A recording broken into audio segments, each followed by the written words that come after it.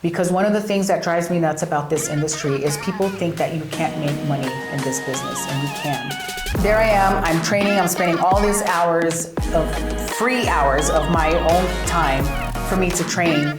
All the dozens of people that I've trained, I've seen it over and over again. That's not gonna work.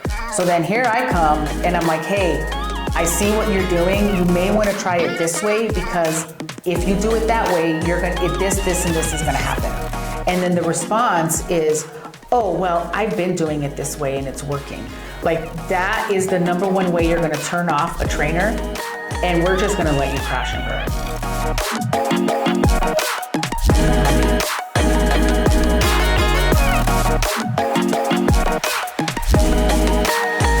Yes, if you haven't known already, there's no I Am Beauty. Welcome to another episode. Today we are talking about how new nail techs are practicing on paying clients. If you are a new nail tech, a beginner nail tech, are you practicing on paying clients? If you fall into one of these 5 points, then you know for sure that you are practicing on paying clients. And we're just gonna get into those right away. So if you don't know who we are, my name's nakqi, this is Priscilla. Hello. And anything you want to add to new nail techs practicing on live clients? Anything major? Well, you just touched on it. Really learning nails on live clients, and nakqi touched already on what a live client is. A live client is basically anybody that's paying full price for a service.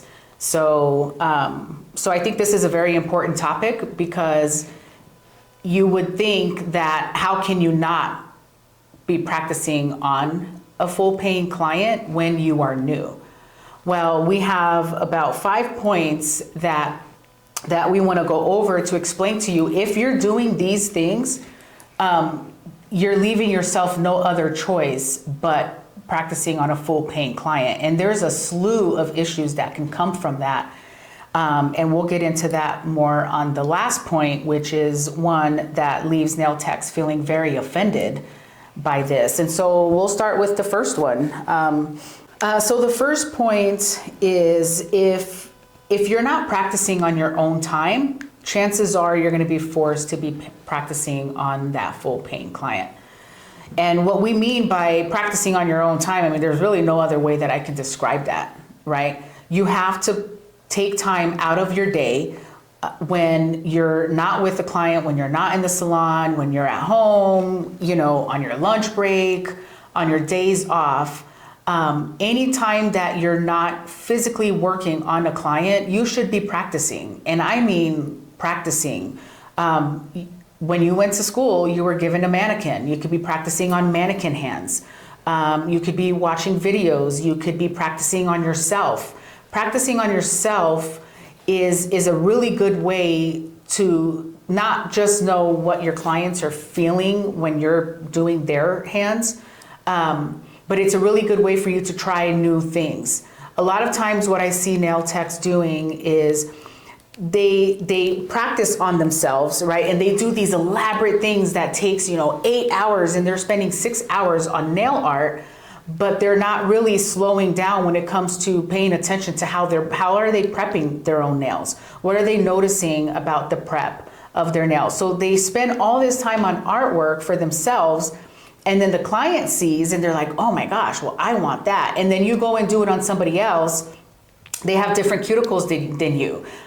They have oils on their nail beds differently than what you do. And so then you go and you focus all this time on doing nails the way you do it on yourself, and then 3 days later it falls off and you don't know why. And chances are it's because you're not practicing. You're not giving free services to friends and family and really putting in the time and learning the basics and the foundation of nails. Yeah, not only that, but are you actually conscious of every set that you do? What is one thing that you can make the next set better from the previous set? Does that make sense? Yeah. Yeah, so every set that you're doing, whether it's, even if you are doing sets on live clients and you're practicing on them, are you aware of what can be better every single time? Yeah, and that's a good point. It's not just going through the motions. It cannot be just going through the motions, because I'm telling you right now, the clients will know that you're going through the motions, and you're not going to like what comes after that, right? And that's, again, that's going to be the last point. Wow. The last point that we're going to go over is exactly that. So, so yeah, just, make sure that you are putting in the time on your free time. That's a massive mistake that new nail techs do. They think that once they're done in school, the hard work is done, the practice is over, and they go and they start servicing clients, and then they're terrified. And now it affects how you react to the client, how you talk to the client. So there's when you're not confident in what you bring to the table, there's so many different things that you're going to do when you're with your client that your client is going to pick up on. And it's going to make it 10 times harder for you to find that confidence and build your clientele.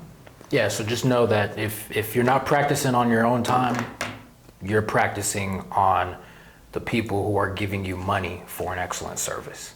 And they're not going to give you money for much longer if that's what you're doing. If you're practicing on live clients. Yeah. So number 2, if you're not willing to spend the time to invest in your education, you'll be risking failure on paying clients. Yeah, and that goes to, purchasing courses, right? Purchase courses, watch different types of videos. Nowadays, there's no reason why nail techs aren't spending time and investing their resources to learn new ways.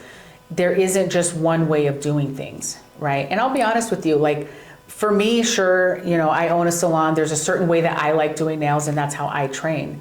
But I always recommend that my nail techs go and find different ways, because at the end of the day, you're going to become your own type of nail tech. I can show you how I do nails until I'm blue in the face, but you're going to find what works for you. And maybe sometimes you might find something that I do that you don't like, and you find another way that works better for you. So you have to be open to different ways of doing things.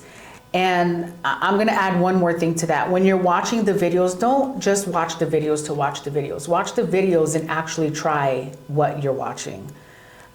Just going through the motions and putting in the minutes on just watching it because you like it, because you're a nail tech, obviously, you can spend, I can spend hours watching different videos, but 90% of that I'm going to forget, right? Unless I save the video and I go and try to do that exact same thing that I just saw. So it's not just watching, it's actually putting into practice what you're looking at. And paying for courses, what kind of courses are available in your area? Even if you don't have any money to pay for any courses, if you just go back to the school that you graduated from and you find other people that did graduate that are doing nails, you guys can kind of go back and forth, and you can just say, hey, can I do your set? You can kind of give me some feedback. I'll do your set, you do my set.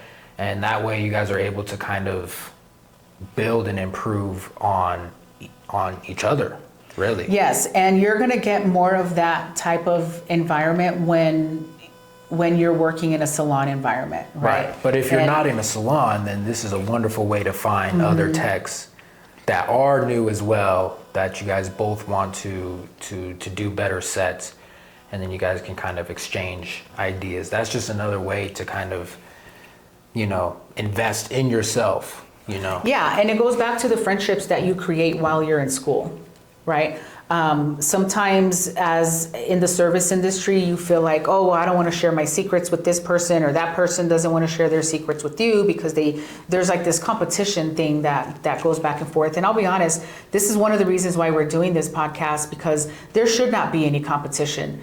There's no way any one nail tech is going to be able to service everybody in the population of the town that you live in. That's just absurd. It's impossible. It is literally impossible. You couldn't even really hold on to less than 1% of the client of the population in your town as your client base. So if you think about it, less than 1%, like what are we really arguing about? So maintaining those relationships at school, and that can be challenging sometimes because at school, you know, I think with any environment, sometimes there's drama and things like that, but maintain those friendships that you create in school so that you guys can bounce information back and forth and practice on each other and try different techniques and seeing what's working for one versus what's working for you. So just maintaining those relationships, you know, and I think the way that you carry yourself as a nail tech, and the way that you think in your mindset, you're going to attract the right type of person and the right type of nail tech friends that you can be able to share information with, right? But you have to be willing to share information yourself. If you're not willing to share information yourself, then nobody's going to want to help you either. I mean, even if you think about information on the internet, I mean, are there really any secrets?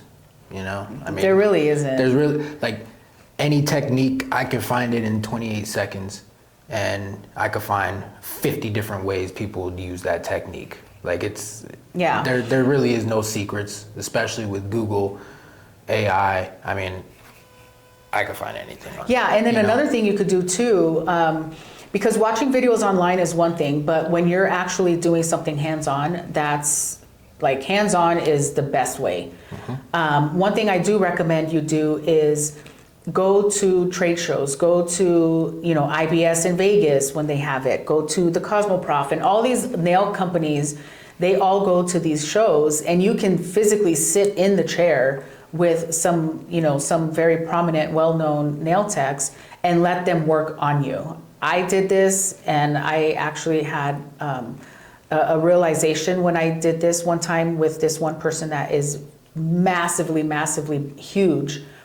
And my experience wasn't that great. She actually damaged my nail.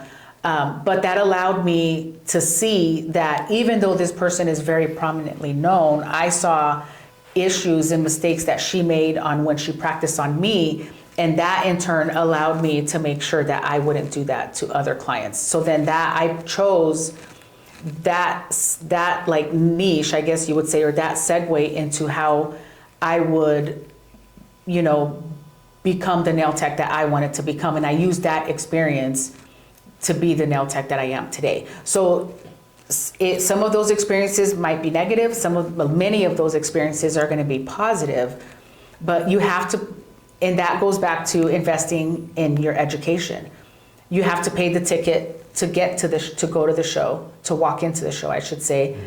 You have to spend the time, right? It's a 2-3 day show, so you have to take time out of your own time to show up and make sure that you're in the room.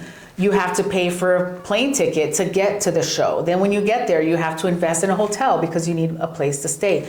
So you have to figure out a way on how you're going to have the income to be able to invest in yourself so that you are learning from the best.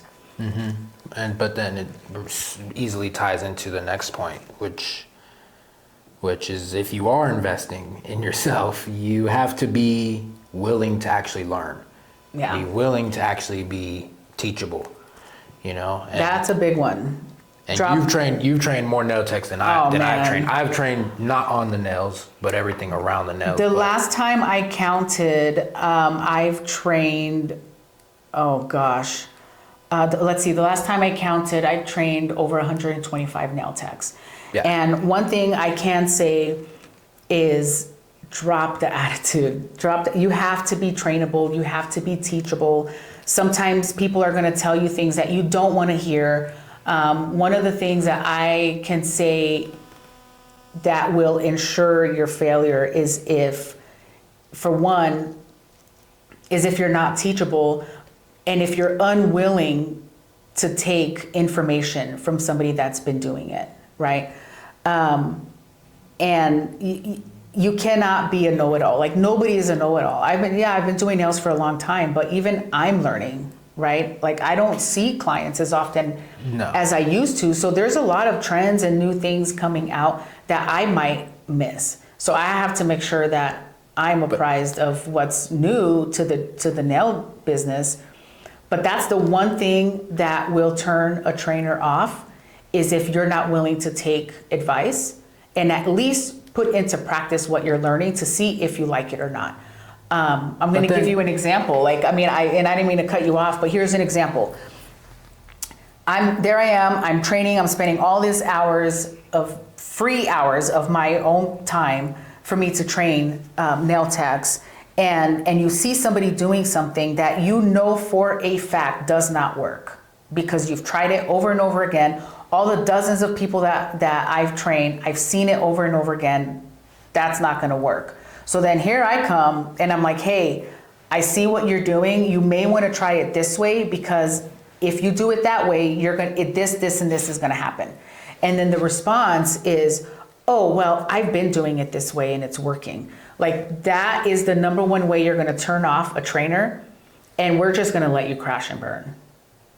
And I think there's another side to that coin, because if you are taking some advice from a trainer or wherever you're getting it, at first you're gonna suck. So everybody sucks, man. At first, so when you try new technique, like you're not gonna be as good as the person training you.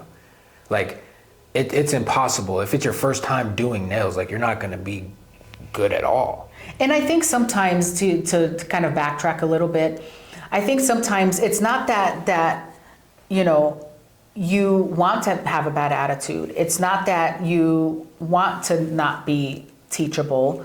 I think sometimes it's that you just haven't given yourself any grace to try that technique enough times for you to actually determine if it worked or not. Yeah, exactly. Right. Give yourself some credit and give yourself some grace to try that thing several times before you make the decision if it's not going to work. Like, allow yourself to get good at the technique, to do it on enough people, to try it on enough family members or friends or whatever, in order for you to actually find the results that you're really looking for. And here's an example. There was a person that I was training, talented nail tech, and she loved doing acrylic. Well, she's working in my salon. Well, most of the clients that come to my salon, we're doing structured manicures and we're doing gel. And gosh, I would say we're probably doing 90% structured manicures using a vegan product, compared to 10% of acrylic. So for me as a business owner, obviously I know the kind of clientele that's coming in the door. So I'm going to make sure that this person knows how to do a structured manicure, right? So that's typically where I start my training, is I start on structured manicures and using hard gel and whatnot. And because she only opened herself up to learning acrylic when she graduated from school, and she basically, like, she was doing nails out of her house for a while. And so she was not even touching gel. So when she came to me, she wanted the quality training, and I hired her because I saw her ability to want to grow, and I saw the talent, and I liked her as a person. But the minute we started training on gel, immediately she shut down. Like, her confidence went completely out the door. She could not physically and mentally pull herself out of the headspace that she was not good at what she did. And no matter how many pep talks I had, no matter how much I tried to explain to her that we want to make sure you're a well-rounded nail tech. So if a client comes in the door and they have gel on, you have to know how to provide that service, because not everybody that comes in is going to want acrylic. And so in my attempt to try and make her a well-rounded nail tech, she couldn't take herself out of that headspace. And so she completely shut down. And every time she would see a client, when we would bring in models, the shutdown was real. Like, she would make like the most boneheaded mistakes, and she just couldn't take herself out of it. And she ended up quitting. She ended up leaving, and it was very sad because she only opened herself up. She forced herself to be teachable and trainable in one area, which was acrylic, right? And that's number so 4. me as a business owner and a trainer, I know what kind of clients are going to come in the door. So I'm going to start in the area I know you're not good at. And I'm going to start training you there first. Why would I spend all this time training you on acrylic if you're already strong at that? And she lost it. Like, she could not get herself out of that mindset. And it was really sad to see, because she had an abundance amount of potential of being a well-rounded nail tech and be able to provide all these crazy services, because she already had acrylic in the bag, she had nail art in the bag, like, but she couldn't shift her focus to gel for just a minute so that she's able to expound on the type of clientele that she was going to get. Yeah, and that ties into number 4, which with that whole story, it describes number 4, which is don't decline help from nail techs willing to share information. Mm-hmm. And then there's another point is, like, and I know like a lot of business owners and nail techs do this. They focus all their attention to try to go from 90% to 100%, when you could focus your attention to go from 0 in another area to 50% and get double the growth. You see what I'm saying? So like, you don't have so when you're spending all your time trying to go from, in this one area, acrylic, you're trying to go from you're at a 95, like you're already really good at this, mm-hmm. right? But if you go to 100, like from 95 to 100, how much can you really raise your prices? Maybe a couple bucks. And that's the thing, when it comes to acrylic, like you can charge based on the length that you're providing for the client, but in what nail techs tend to forget, here's the thing, like I know nail techs that are making well over 6 figures doing just acrylic, and that's fine, right? But they've built their clientele on just acrylic. However, but then like from 95, if you're a 95 in terms of how good you are at acrylic, and you try to get to 100, how much can you raise your prices from that? Not much. Now, if you're going into the structured gel, like you're saying, and you're at a 0, and even if you go to 50% and you get that much better at structured gel, how much can you raise your prices for that? Oh, you could double your prices alone. And it's a faster service. And it's a faster service. When you're doing super long acrylic nails, I mean, that can take you 4 hours to do. So when you actually, and she was a young mom, and she told me that, hey, like, I need to make this type of income in order for me to provide for my family. And so my job is to make sure that she's making that kind of income. Well, in order that you're going to make that type of income is not taking 3 hours, 4 hours on a service that you're going to charge, $85, $90 for. If you do the math, like, how much did you make an hour, right? Compared to learning to get to that 50%, at least get half decent on a structured gel manicure that you can knock out in an hour. And that's a service that you're charging $80 for. I mean, you do the math. Do you $80 an hour or $90 in 4 hours? Right now, there are some nail techs in other states that are charging $200-$300 for a nail service for this type of acrylic service. But they've been doing nails for a long time, and they've built their clientele to a point where they can charge those. But some of them are not taking 4 hours to do that, right? But when you're new, you have to be willing to try different avenues and figure out ways. It's almost like you're putting together this like puzzle of, okay, how much money do I want to make? And what's the fastest way that I can get to that income, right? So that then I have the income, so I'm not worried about resources and providing, right? I have the income, I have a decent clientele where I can eat, right? Once you get to that goal, then you can sit back and be like, all right, so what can I tweak? Can I get faster here? Can I maybe start learning this technique? Can I start learning this technique? And then, because you're not worried about the income, you're able to actually put in your time, your resources. You can buy courses You can travel to these shows. Now you have the flexibility to actually start honing in on what type of nail tech you want to become.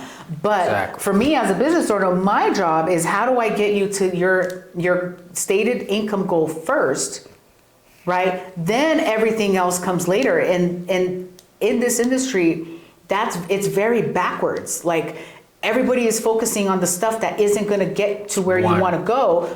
And then next thing you know, you're like, well, this sucks. I'm not making enough money, and you end up going and now you're working part time, and now you got to go get another job because you're not putting in. Yeah, you're trying to like do. It doesn't work. It doesn't work like that. You're trying to do one or the other when it should be one and. It should be one and. One and one. Yeah. You know.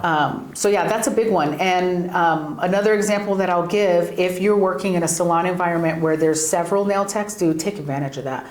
Ask questions, learn from anybody that is willing to teach, and don't think that just because they're a peer and they're seeing that you do something that might have not worked for them, and instead of taking on that information, you become, a jerk, and you're like, oh, well, how dare you tell me, how to do my job, blah, blah, blah. And just kind of going along that whole, thinking that everybody's out to get you kind of mentality. Like that's going to be the number one way you're going to shoot yourself in the foot. That's practically number 5. It's practically number 5 is getting offended when you're practicing On live clients, right? So you can get offended when you get a negative review. You can get offended when a peer is trying to give you pointers. You can get offended when your trainer comes in and basically got a phone call from someone that's complaining, and now you have to redo a service all over again because it fell apart, and so now you have to do it for free. So there's a lot of offended nail techs out there that turns out that they end up completely ruining their careers because they cannot get out of that headspace of being offended, right? So as long as you go into it knowing I'm gonna get a negative review, I'm not gonna like some of the feedback that I get from my peers, I'm definitely not gonna like to get some of the feedback that I'm gonna get from my trainer or from the salon owner.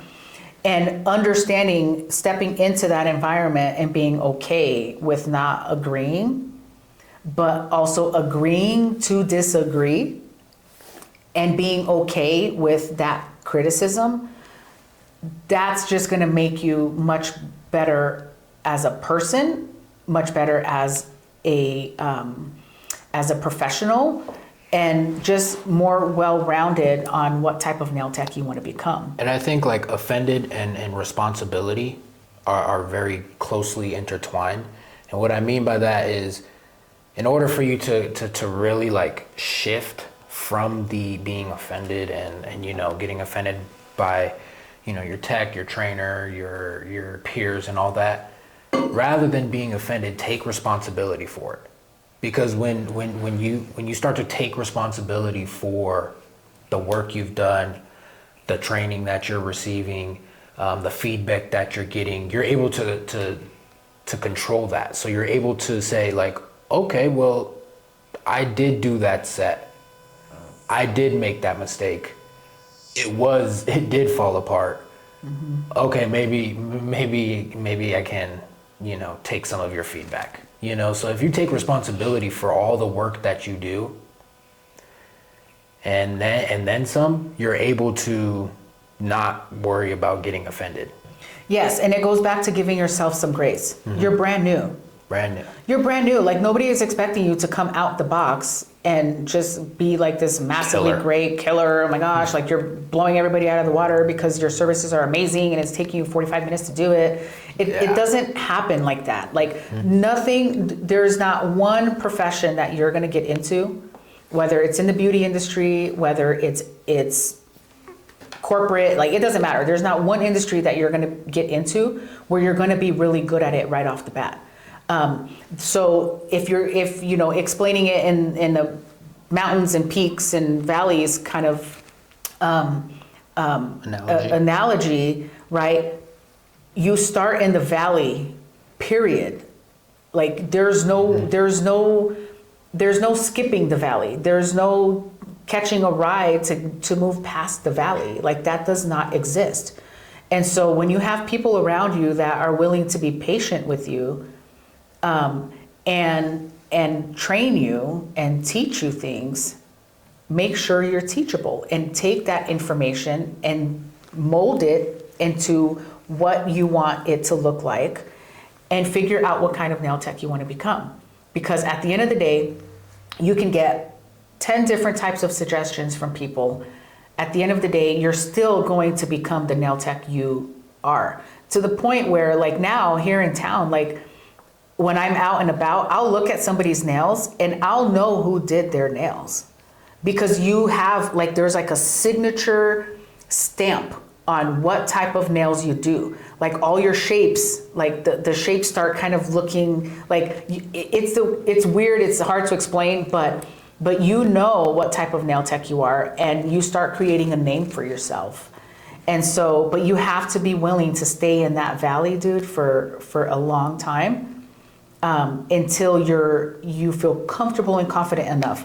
All of this goes back to your level of confidence and the type of work that you're putting out, right? So if you take all these points, practicing on your own time, paying for courses, losing the attitude, right? Being teachable, not declining help and not getting offended, all those things can go into a big box of me finding my self-confidence. That's in a nutshell what this boils down to. Yeah, right. It's perfectly well said. Yeah. So what box are you in right now? And how are you going to get out of that box and start figuring out how you're going to get into the box of finding your self-confidence so that you can become the nail tech that you want to become? And I think it would be wise to finish with going to the income part. Because one of the things that drives me nuts about this industry is people think that you can't make money in this business, and you can.